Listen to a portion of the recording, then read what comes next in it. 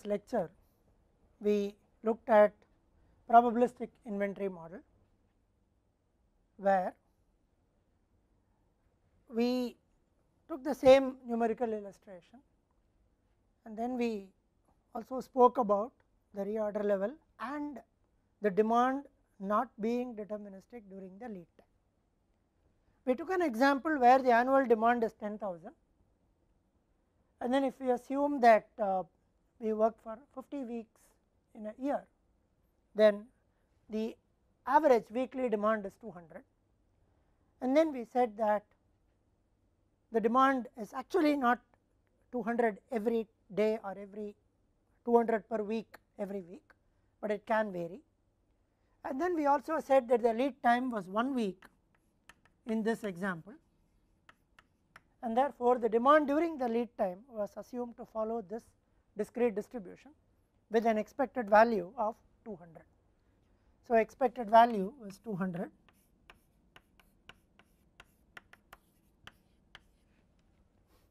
We also defined the reorder level, which is the level at which we will place the next order, and we also defined the safety stock to be the difference between the reorder level and the expected value of the lead time demand.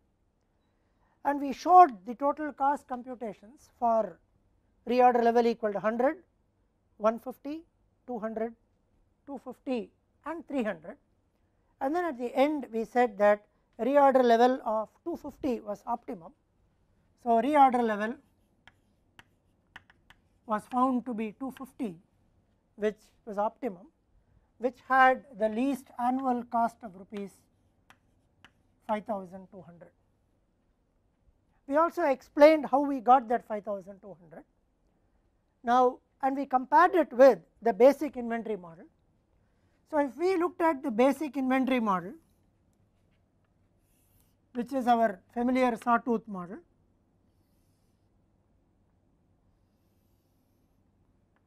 so the basic inventory model with continuous demand, when we optimized, would give us Q equal to root over 2 d C naught by C c. D is 10,000, C naught is 300, C c is I into C, which is 20% of rupees 20, which is 4. So, this would give us 1224.74. We also said that we would assume an order quantity of 1250, which would give us a total cost of d by q C naught plus q by 2 C c, which would give us a total cost of, this would give us 8 orders per year. So, d by q into C naught will be 2400 plus q by 2 C c will be 2500, which would give us a total cost of 4900 here. In this computation, we also assumed that the shortage cost was rupees 2.5 per unit back ordered, and we explained that this total cost of 5,200 was actually could be split into 3 components, which is 4,900, which is the cost of the safety inventory of q by 2 into C c plus d by q into C naught, which came from here. The reorder level being 250 and the expected lead time demand being 200, we have an excess stock or safety stock of 50, which is continuously carried. So, this 50 is carried at the rate of rupees 4 per unit per year. So, that would give us an additional 200, and then we also said that the shortage would give us an additional cost of 100, which would give us a total of 5,200 per year. So, we could explain all of these. Before we proceed further, let us look at another thing, where when we developed the basic inventory model, we also made an assumption to the basic inventory model that back ordering could be allowed, and then we derived a model which allowed back order explicitly. So, let us go to that model and try and compare and contrast this particular model and the result with the deterministic case when back ordering is allowed. So, when we look at this problem and then when we look at the deterministic inventory where we allowed back ordering,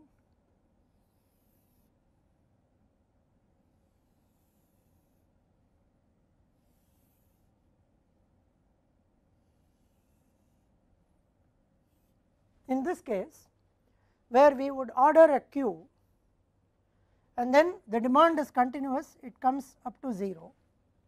Assuming instantaneous replenishment, we do not place an order here, we allow a certain amount of back order to build and we call that back order quantity as S, and then once we reach a back order quantity of S, we place an order, and because of instantaneous replenishment we would get that Q instantly. Instantly we replenish this S, which is the back order that has been built, and therefore the top inventory is called IM, maximum inventory that we hold, and that is equal to Q minus S, and this cycle proceeds. We have already derived an expression for this, and that would be like the economic order quantity Q there is given by root over 2 d C naught by Cc into Cc plus Cs by Cs. And we worked out a numerical example where we took Cs to be rupees 25 per unit per year, and therefore our Q in that case was root over 2 into 10,000 into 300 by 4 into Cc plus Cs by Cs, which is 29 by 25, and this came to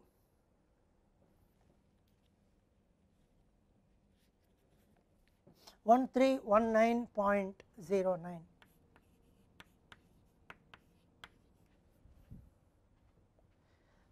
The shortage that we allowed, this S back order quantity that we allowed S is given by QCc by Cc plus Cs, which comes to 181.94, while Tc, the total cost for this, would become d by q into C naught plus q minus S the whole square by 2q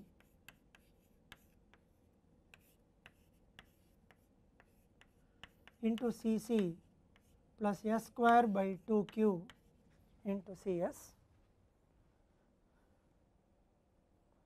which was 4548.59.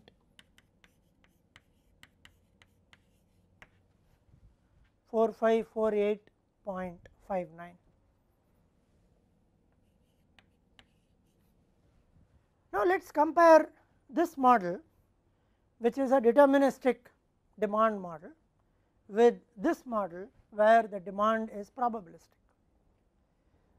Let us also try and understand the differences and try to explain them.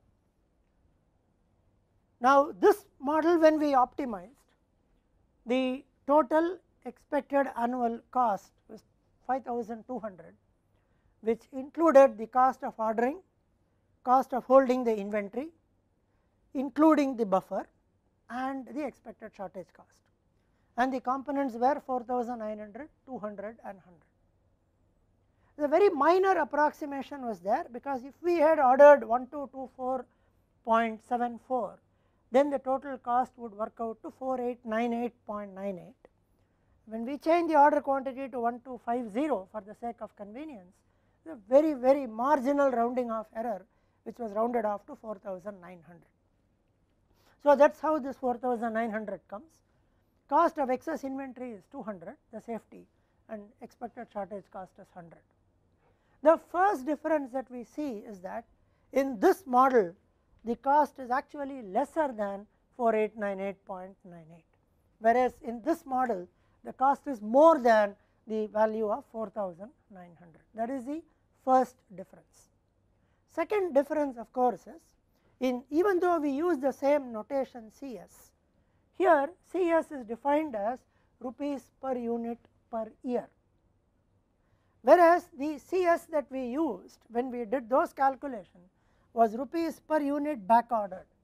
This is not per year, this is unit back ordered, and therefore when we worked this out, we multiplied this by another d by q, because this would be for a cycle, expected shortage in a cycle, into the shortage or back order cost, and then the number of cycles per year. Whereas when we derived this, we have conveniently defined Cc and Cs to have the same unit, so that we could have Cc plus Cs by Cs coming here, we could also have Cc by Cc plus Cs coming here. So Cs is defined here as rupees per unit per year. Next is, how do we explain that the cost is higher here, cost is lower here? In fact, we even went ahead and said that as long as we have a Cs, when Cs is equal to infinity, then this would approach the basic model, and as long as we have any Cs, this model will be totally cheaper, the total cost would be less than that of the basic model. The order quantity Q will be slightly higher because this is 1 plus something, and there will be a small s, and as the Cs keeps increasing, as Cs keeps increasing, Cc plus Cs by Cs keeps decreasing, and therefore this, as Cs equal to infinity, it will eventually come to the old model, S will become 0 and Tc will approach the other Tc. Now where is the difference? The difference is as follows. In this model, the expected shortage cost was calculated only when the demand exceeded the reorder level. So there is an expected lead time demand, then there is an additional buffer, and when the actual demand exceeded that, then the shortage came into the picture. Whereas this is still a deterministic case where the demand is not going to exceed, it is going to be the same D. There is no additional buffer. Because there is no additional buffer, we do not have this contribution of 200. This 200 contribution in this model came because ROL was fixed at 250, expected LTD is 200, lead time demand is 200, and the difference is 50, which is the additional inventory that is carried. Therefore, this component, this 200 component does not exist in this model. This model actually has only two components, which is this component and this component. So when these two put together is 5000, we still seem to be getting a lesser value here, which we will try and explain now. Actually the CS values taken are slightly different. Here it is rupees 25 per unit per year, here it is actually 2.5 per unit back ordered, which we generally multiply by the number of cycles. So if the EOQ is 1250, we have 8 cycles in a year, and this can be taken as 2.5 into 8, which is 20, which could be compared with 25. So let us say they are comparable. The real reason why this value comes down is because here by building a certain back order, and by incurring a certain back order cost, we realize actually two things. We realize that what is the other alternative for not building this back order? The other alternative for not building this back order is to add it to the order quantity, do not allow the back order, which means an additional quantity is going to be carried for the entire cycle. Now the moment we build this back order, we are actually going to carry lesser quantity in that cycle. So there is a trade off between the inventory holding cost and this back order cost. The inventory is not held for the entire cycle, the inventory is held for a smaller period. The other advantage is, as soon as Q, the economic quantity, is received, we instantly fill the back order. Therefore, the maximum inventory that we hold will also come down. So a lesser quantity of inventory is held for a lesser period. So, inventory cost there will come down, but then the back order cost is going to go up. So, if we find out that the inventory cost back order cost trade off is a gain, particularly when because of the back ordering we are able to increase the length of the cycle and therefore decrease the number of orders per year, and therefore the order cost also comes down. So, there is a gain in the order cost, there is a gain in the inventory holding cost, there is a loss in the back order cost. So, essentially against the same 4898.98, we are now dividing it, adding another component which is going to increase the cost a little bit, but we are going to gain from the order cost and from the carrying cost. And then we are able to show that by introducing this S, we are actually gaining a little bit, and therefore this cost comes down. So, that is the explanation why this cost is even less than 4898.98, whereas this is more than 5200. But the most important thing to note is that here we do not look at case where the demand exceeds D. The equivalent of D here is 200 per week, whereas this model is centered around the possibility that D is greater than 200 and can even go up to 250 or 300. So, this is a probabilistic inventory model where demand can exceed the expected value with certain probabilities. Here the demand does not exceed D, demand is D all the time with the probability of 1. So, this is a purely a deterministic model, but then one needs to understand the difference between this model as well as the other model. Now, let us proceed further to understand a few more things in this model. Now, towards the end of the last lecture, we also introduced the service level, and we said that by keeping a reorder level of 250, which means we will be able to meet the demand in every cycle as long as the demand is less than or equal to 250, which means we will be able to do it at a 90% service level. So, 0.1 plus 0.2, 0.3, 0.7 at 90% service level. We also in those computations found out that if ROL was 300, the total cost was 5300. So, the organization faces the next question, which is, do I actually fix it at 250 because it is cheaper by 100 rupees, or do I fix it at 300? What is the advantage of my 300? The advantage of 300 is that I will never encounter a shortage. If my reorder level is 300, this data shows that my lead time demand does not exceed 300. So, I will have a 100% service level if I fix my reorder level at 300 at an additional cost of rupees 100. So, now should an organization look at this cost of 5200 and decide on 250, or should it look at trying to give a service level of 100% and with an additional cost of 100, which makes it 5300. Now, the answer comes in two ways. One is, this 5200 after all was computed assuming that CS is rupees 2.5 per unit back order, which means that the organization is pretty sure of what is the effect of back ordering. It is under the assumption that this cost is not going to go up. For example, if this cost is going to go up and it is going to become 3 per unit back ordered, say, we could go through the computations, and for all we know we might find that 300 is the best value, because as the back order cost increases, you know that your buffer stock has to increase for the same service level, buffer stock has to increase, which means that it will move from 2500 to 3000, I am sorry, 250 to 300. So, if the organization is very sure about the CS, then one could go back and look at choosing 250 ahead of 300.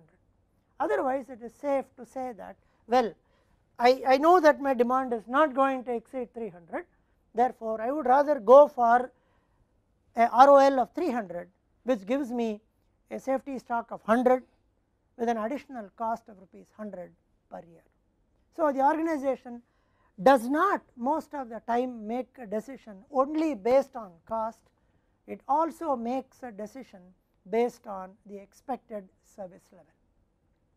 So, there are two things on which the organization makes a decision, one is total cost and the other is service level. Alternately, if this organization says I am not happy with the 90% service level, I want a 100% service level or I want a 95% service level, then this would give us only 90% service level. If we want 95% service level, the next jump is here, which would give us actually 100, and then we would end up choosing 300 as the reorder level, incurring a cost of 5,300. Now, let us look at it another way. Now, let us assume that this organization wants a 95% service level, or let us even say that this organization wants a 100% service level based on this data. Now, let us assume we are looking at 95% service level is what this organization wants. The most economical value is 250, which gives us 90%, but then we have to go to 300 if we want 95% service level. Now, with this assumption, it would even give us a 100% service level. Now, what is the assumption? The assumption is that, after all, if we go back and see how we got this data, we said that we would possibly go back to the last 10 ordering cycles, let us say, and then based on some data we would have said that in the last 10 ordering cycles, the lead time demand happened to be 100 1 out of 10 times, 150 2 out of 10 times, 200 4 out of 10 times, and so on. So, the proportion of times the lead time demand was 100, 150, 200, 250, 300. Now, that became the probabilities at which we got this. Now, when we make this analysis and say that if we want 95% service level, then we moved from 250 to 300. Now, we are making an assumption that this demand is not going to exceed 300 at all, but then we may encounter a situation where this demand can also exceed 300. So, we look at that case. We have to look at another case. Now, let us assume in the last 10 cycles the demands were 100, 150, 200, 250 and 300. Now, we did not have a case where the demand was 220 or 225. Now, can we look at a demand of 220 or 225 in the future? How do we handle that? So, we try and address both these cases right now. So, one is to say that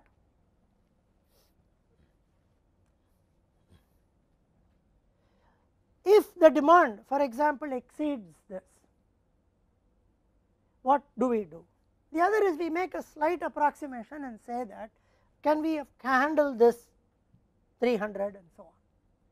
Now, just for the sake of explanation and make it very simple, to make it very simple, let us assume that it is 100, 150, 200, 250, 300 all with equal probabilities of 0.2, just for the sake of making it simpler, that all of them have same probability of 0.2. Now, in such a case we could possibly assume that it is a uniform distribution with between 200 plus minus 100. So, we could say that the demand could be anything between 200 and 300 with equal probability. Now, if we look at such a case, then our diagram will look like this. Say this is 200, this is 300.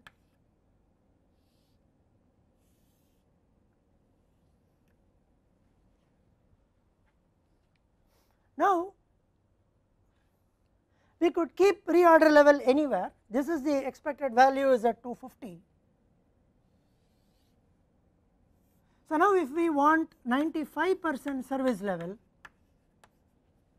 then we want our reorder level to be such that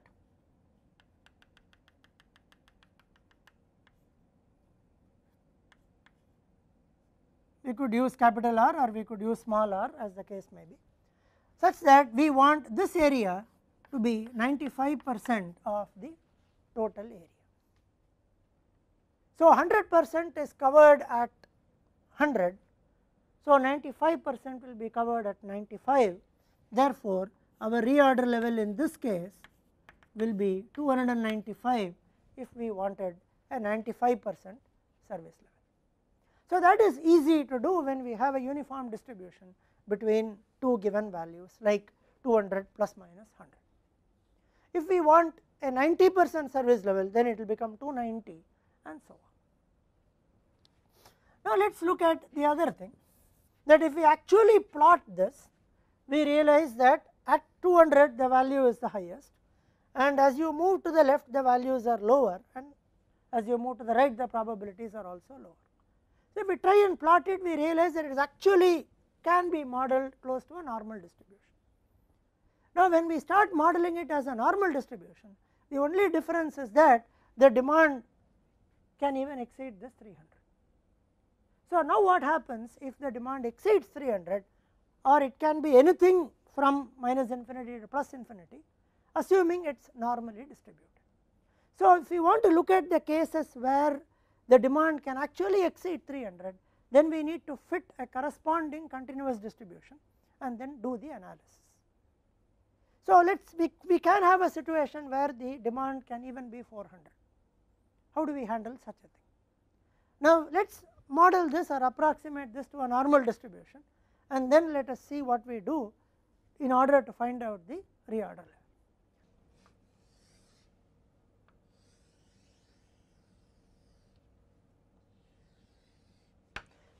We assume that the lead time demand is now normally distributed with mu equal to 200, which is the same expected value of this distribution.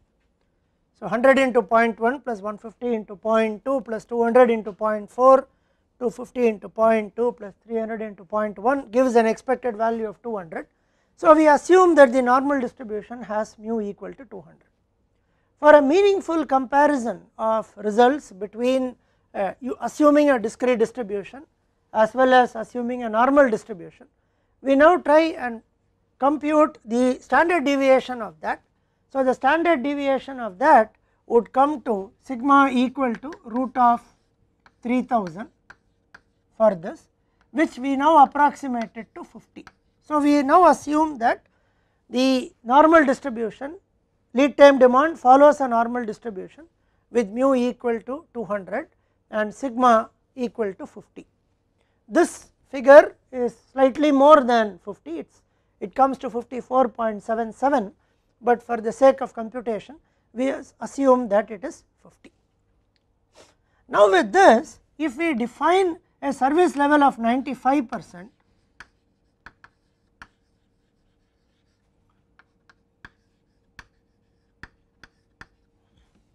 now let us observe that in the earlier case, when we fix the reorder level at 250 here, we said that the service level is 90% because there is a 10% probability or a 0.1 probability that the demand may exceed the reorder level of 250. Now for a 90% service level with reorder level is equal to 250, we found out that the total cost was 5200. Now in this case, let us assume that we are interested in a service level of 95%. So with the service level of 95%, now we have to find out the corresponding safety stock assuming the normal distribution. So here when we fix the reorder level at 250, the service level was 90 and the safety stock was 50, which is 50 more than, which is the difference between the reorder level of 250 and the expected value of lead time demand of 200. So now in this case we need to find out the service level. Given the service level, we need to find out the safety stock. Now to do that, we go back to the standard normal table and then find out that value of Z for which the area under the standard normal table from the leftmost to this is 0.95, because 0.95 comes from a 95% service level. So, that happens at z is equal to 1.645. So, this happens at z is equal to 1.645. Now, the safety stock is given by z into sigma, or ROL minus mu by sigma is equal to z. So, mu plus z sigma will be ROL. So, z sigma is the safety stock. So, safety stock is z into sigma, which is 1.645 into the assumed value of 50, which gives us a safety stock of 82.25. So, this gives us a safety stock of 82.25, and the reorder level therefore will be 282.25 in this case. Now, when we have this reorder level equal to 282.25, then we can calculate the total cost. Now, the total cost will have three components. Now, total cost will be d by q into C naught plus q by 2 plus SS into Cc plus S bar of x into d by q into Cs. So, let me explain this expression. Now, total cost has three components. This is the order cost component. D by q is the number of orders into order cost. This is the carrying cost component. Now, q by 2 is the average inventory in the system, which is multiplied by the cost of holding. Now, this safety stock, as mentioned earlier, is carried continuously, therefore, there is no average there. The same safety stock will come here, Cc, plus S bar of x into d by q into Cs. Now, having a service level of 95%, now there is a 5% probability that in a cycle we will not be able to meet the demand. So, we now have to find out the expected shortage, multiply it with d by q, which is the number of cycles in a year, and multiply it with Cs. Cs is the cost of back ordering, which is taken as rupees 2.5 per unit back ordered. Now, if we do all these three, then we will be able to find out the total cost, and then we will be able to compare this total cost with the cost of 5,200 that we obtained in the earlier case. So, there are three dimensions or three aspects that we will have to consider. So, the first one is the reorder level. Now, the second one is the safety stock. The third one is the service level. We have seen the relationship among all of them. Now, here we defined a service level of 95%, for which we found out a safety stock of 82.25, which gave us a reorder level of 282.25.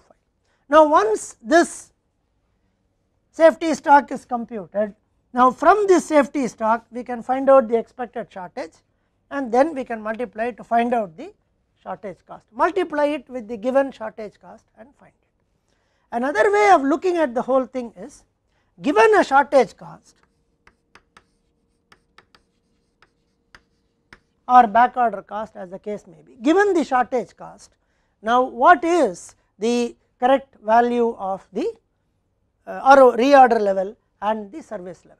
So, let us do that, assuming that our given shortage cost is 2.5 per unit short or 2.5 per unit back order.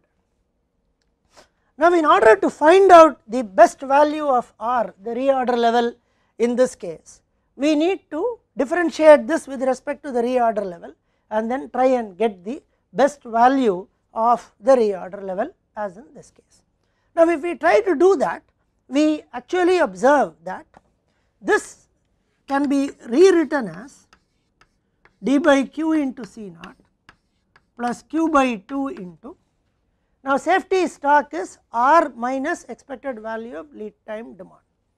For example, if the safety stock is 82.25, then reorder level became 282.25, because expected value of lead time demand, which is mu, is 200. So 200 plus 82.25 gives this. So safety stock can always be written as R minus mu or R minus E of x into Cc plus S bar of x into d by q into Cs. Now we realize that R comes in this expression. Now R is hidden somewhere in this expression. The reorder level is hidden somewhere in this expression, because this now can again be rewritten as d by q into C naught plus q by 2 plus R minus mu into Cc plus what is S bar of x? S bar of x is the expected shortage per cycle, which is simply integral r to infinity x minus r f x dx into d by q into Cs. Now this term is like the expected shortage. Now the shortage occurs when the demand exceeds the reorder level. So the extent of shortage is x minus r multiplied by the probability of occurrence, which is given by f x dx, and summed over, which is given by the integral sign. Now this term is equivalent to something here. Now when we did this calculation, if we say that the reorder level is 250, then we say that shortage can occur, shortage quantity will be 50 with a probability of 0.1, therefore the expected shortage would be 5. When we did the calculation for ROL equal to 200, we would have said shortage can be 50, this difference, into 0.2 plus this difference 100 into 0.1. So that summation is actually the integration here. X minus r is the extent to which the demand exceeds the reorder level multiplied by the probability of occurrence. Therefore we have this expression. Now if we want to find out the best value of r, let us partially differentiate this and set it to 0. So we would get Cc that comes from here. Now here we will have minus dCs by q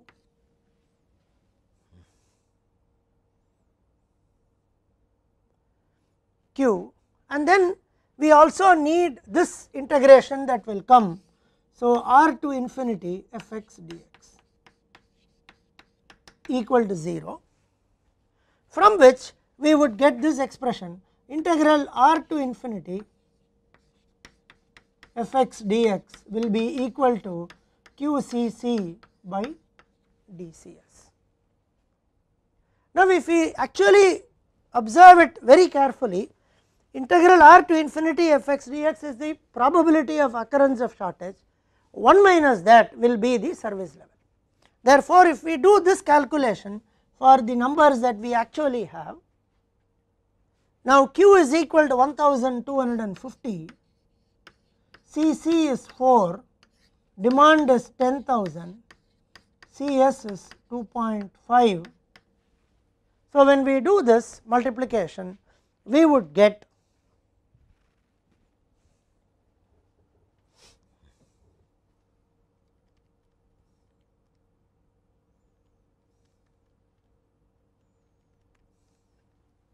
0.2.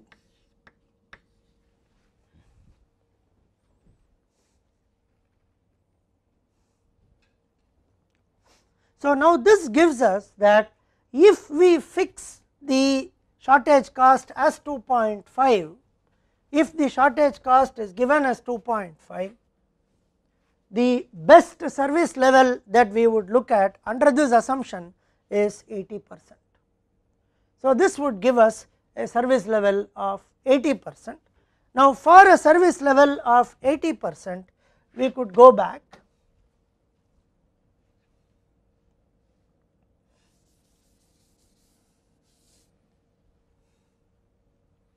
So we could now go back to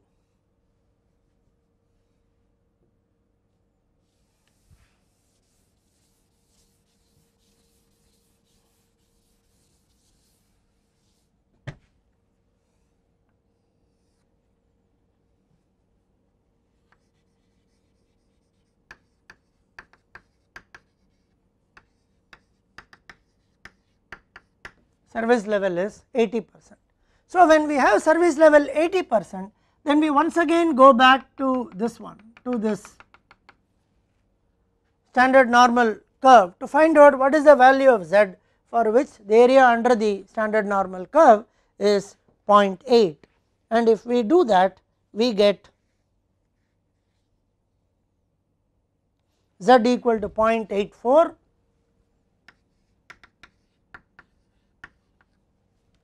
Z is equal to 0.84. Now, based on that, the safety stock will now be Z sigma, which is 0.84 into 50, which is 42. So, now let us compare three situations or scenarios.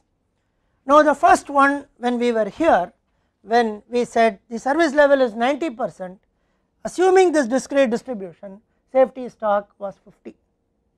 Now, when we moved to the normal distribution, for a chosen service level of 95%, we found out that the safety stock was 82.25. Now, if we want to make a meaningful comparison, now here the service level was 90%.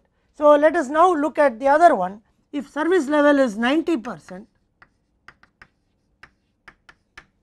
once again we can go back to the normal standard normal distribution and find out what is the value of Z. So, now Z is equal to 1.28,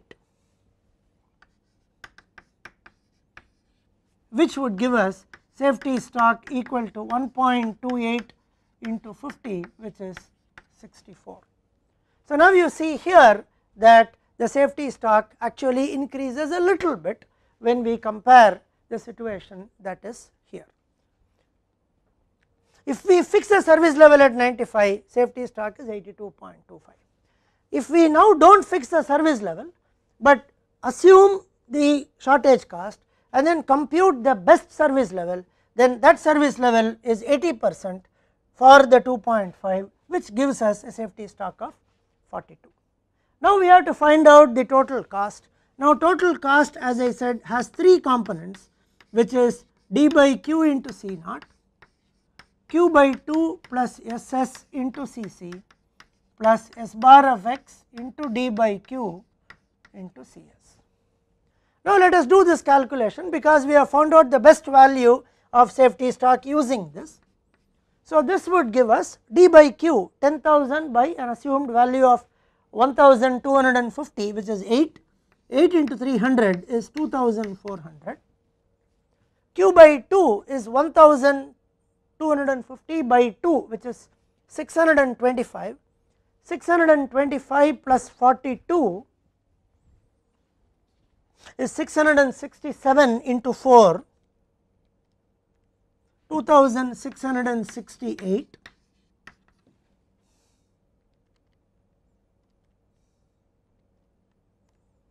plus we need to find this out. Now, in all this we know d by q, we know Cs, but we do not know this S bar of x. So, this will become S bar of x into 8 into 2.5. Now, if we remember carefully, we have three terms here, and these three terms are very similar to this term that we have from where we calculated 5200 for the discrete distribution. Now, this 4900 comes out of this 2400 plus another 2500 out of this. So, that is 4900. Now, the balance is 168, which is equivalent of this, and then we are going to have one more term here, which is the shortage cost term, which is equivalent of this term. So, we really need to find out what is the value of S bar of x corresponding to this 80% service level. That involves a little more detailed look at the normal distribution, which also means that we have to find out the y and so on. So, I am just going to give that figure here. Now, that S bar of x that we have when we have this normal distribution is given by 0.112. So, this will be 2400 plus 2668 plus 0.112 into 20, and this on multiplication gives us 0.112 into 50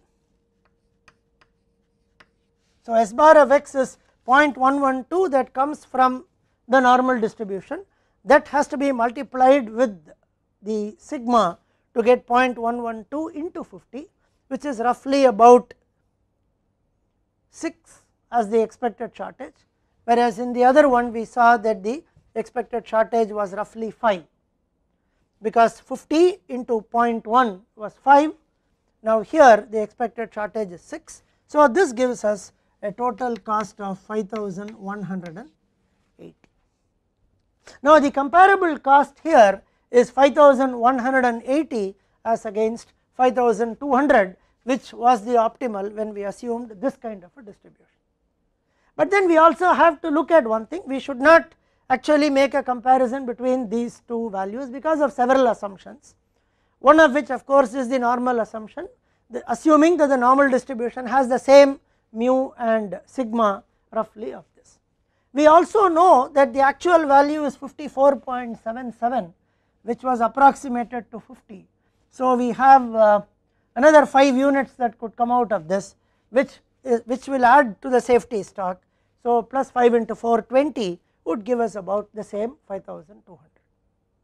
But then the way we look at this problem, assuming the normal distribution and the mathematics of it is very different from looking at how we solved it using the discrete distribution.